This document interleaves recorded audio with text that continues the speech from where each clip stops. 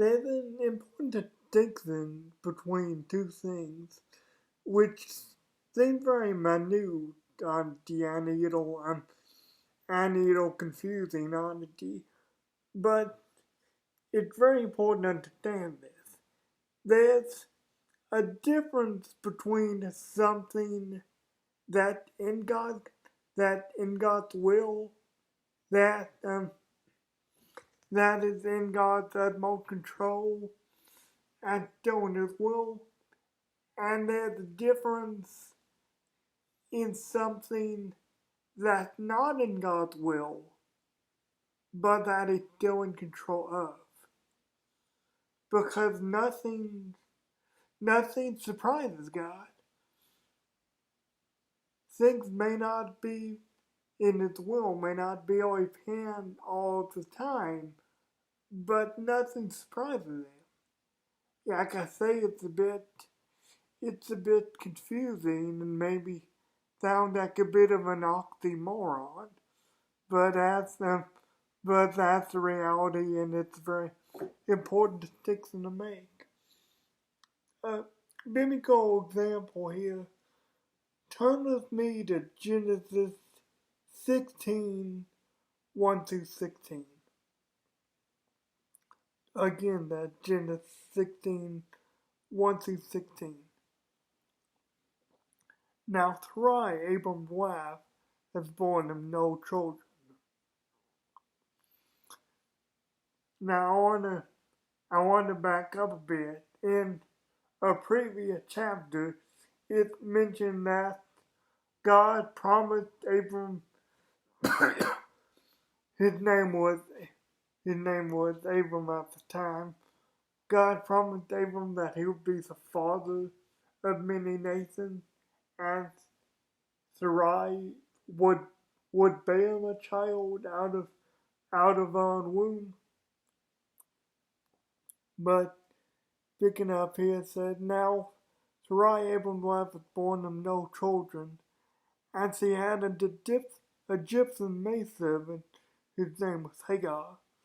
So Sarai said to Abram, see now, the Lord has restrained me from bearing children. Please go into my maid. Please go into my maid. Perhaps I shall obtain children by her. And Abram heeded the voice of Sarai. Then Sarai, Abram's wife, took Hagar, her maid, the Egyptian, and gave her to her husband, Abram, to be his wife. After Abram had dealt in the land 10 years in the land of Canaan. So he went into Hagar, and she conceived.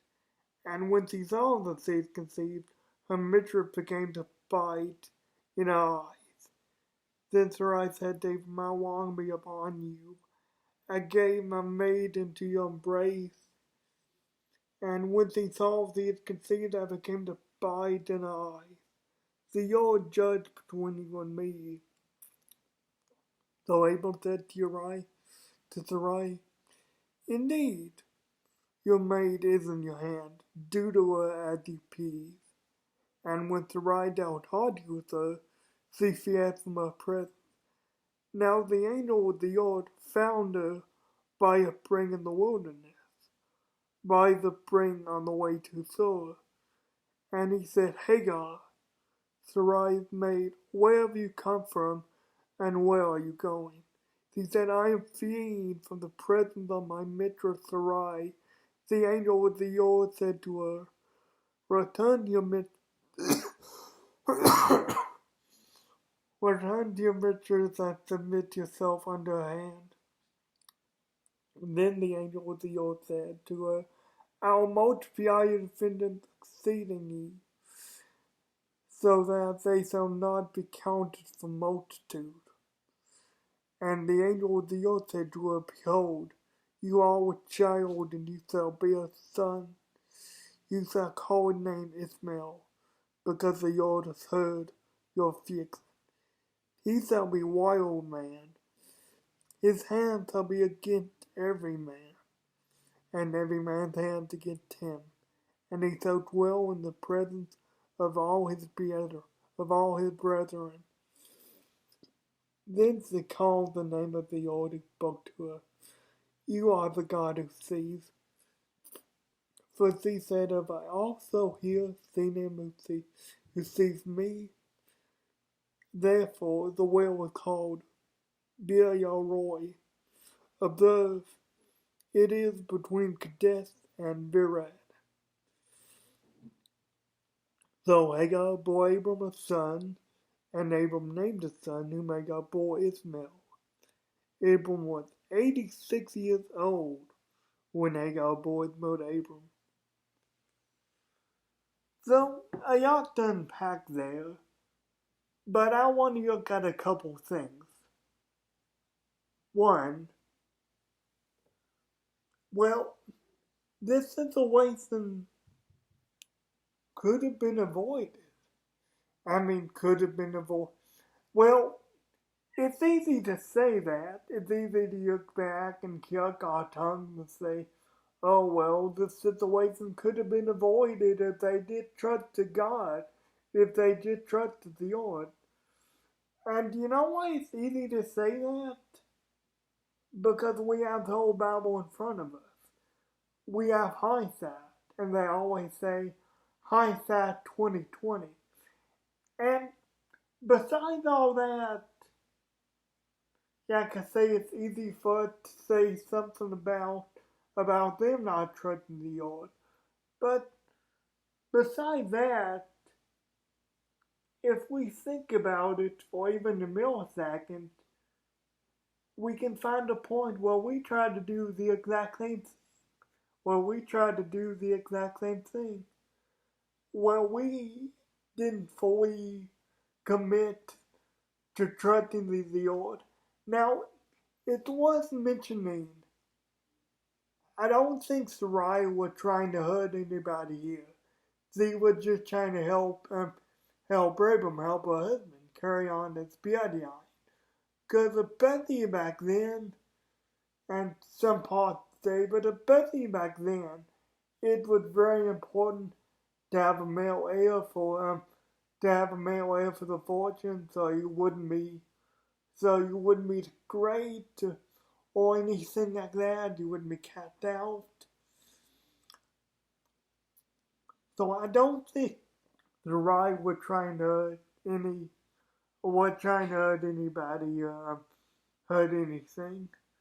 But this whole situation could have been avoided. It doesn't change the fact it could have been avoided if they just trusted God.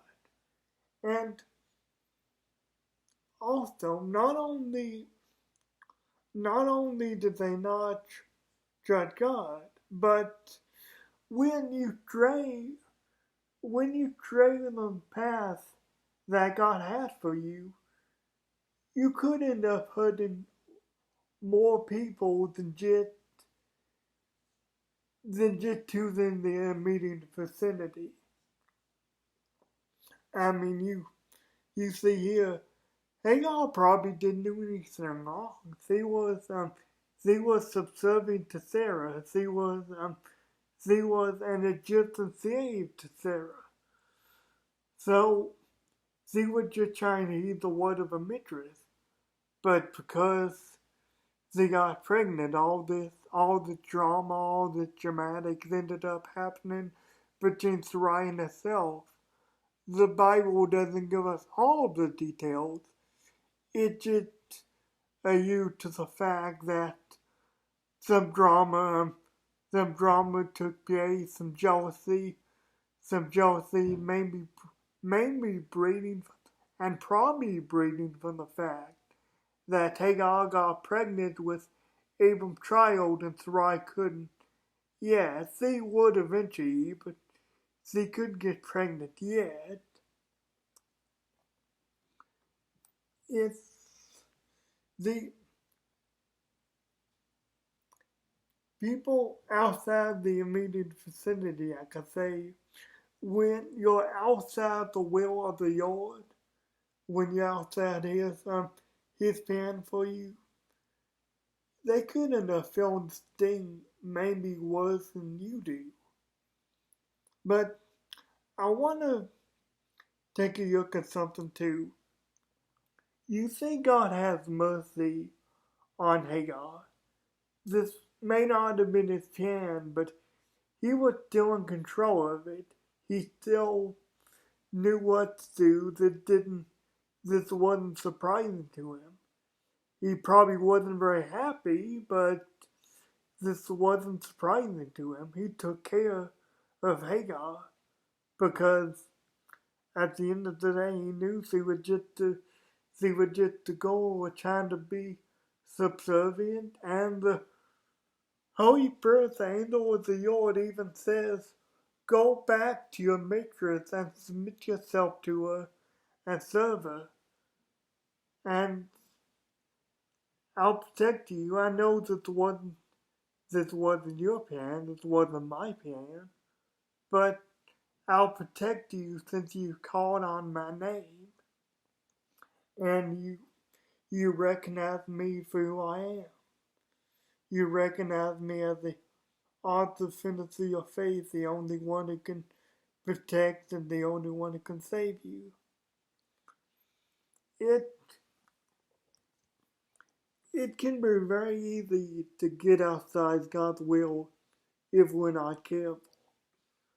Like I say, Abram already had the promise intact from God that he would be the father of many nations, that Sarai would bear him a child, but he was, and I don't think it was even himself necessarily. I mean, Sarai's the one who offered up Hagar. Now, I'm not saying that I'd both to blame. I'm just saying that Abram should have been a little smarter, and Abram should have said, "No, honey, I know it's hard, but God's given us a promise, so you have to wait it out. Because whatever God says, this is another benefit of hindsight, another benefit of us having the whole Bible. Whatever God says will come to pass. It doesn't matter what amount of time it's in. It doesn't matter when it is. Eventually, it will come to pass if God wills it. If God speaks something into existence, it will come to pass. Ladies and gentlemen, like I say, it's very easy to step outside God's will, but I want you to remember the story. How many people were hurt? How many lives? Not really destroyed, because I don't want to say that, but how many lives were disrupted because Abram and Sarai simply got impatient, simply thought they could help the older young. Like I say, I don't think they were intentionally trying to hurt anybody. Like I say, just trying to help God young. But that's dangerous because when you do that, you could open yourself up to something similar to this. Not exactly this, but you could open yourself up to something that you weren't even prepared for in the first place. Something that doesn't surprise God necessarily, but you could cause yourself a lot more heartache than you would if you just followed God and you just waited on Him and you just did what you could for the Lord right where you at. Because sometimes the greatest thing we can do for God and the greatest thing we can do where we're at, it just be patient. It just manage what God has given us now and manage it well. And then when God sees it, He may give you more than you can ever imagine. He may give you more than you ever hoped for. Guys, I love you. God bless you. And I'll see you next week.